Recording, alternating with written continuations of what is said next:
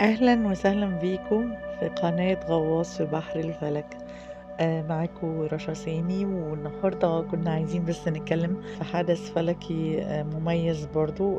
كان المفروض ان احنا نتكلم فيه دلوقتي، في اكتمال القمر الوردي اللي هو لونه يعني آه عامل زي لون بينك كده في برج العقرب. دي ظاهرة فلكية حصلت في الفول مون امبارح.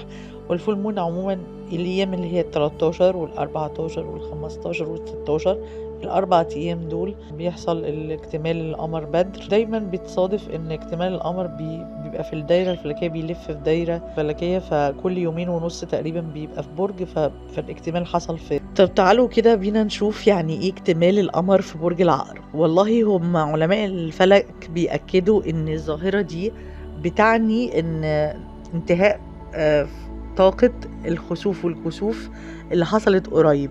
خسوف القمر في رمضان، كان في رمضان في آخر مارس في برج الميزان، وكسوف الشمس في برج الحمل.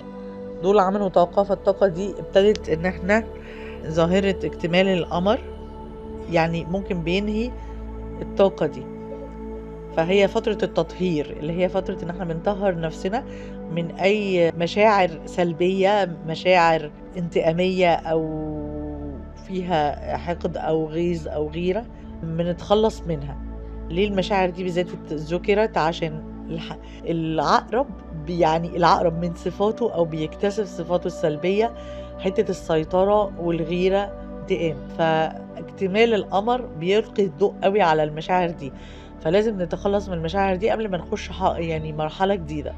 الفترة دي لما هيحصل موضوع الفول مون ده، هيحصل ان كل الناس هيحصلها تغييرات في حياتها، بس اكتر المعنيين هي لان برج العقرب من الابراج المائية الثابتة، لان كل عنصر في برج فيهم ثابت.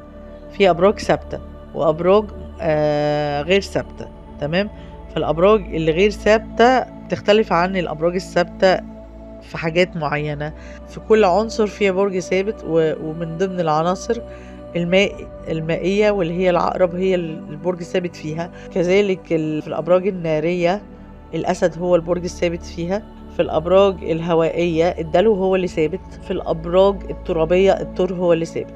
دول أكثر الأبراج المعنية اللي ممكن تتأثر. كلام جديد يعني بيتقال أو سبوت لايت عليها، فأنا بحب أكلمكم فيها.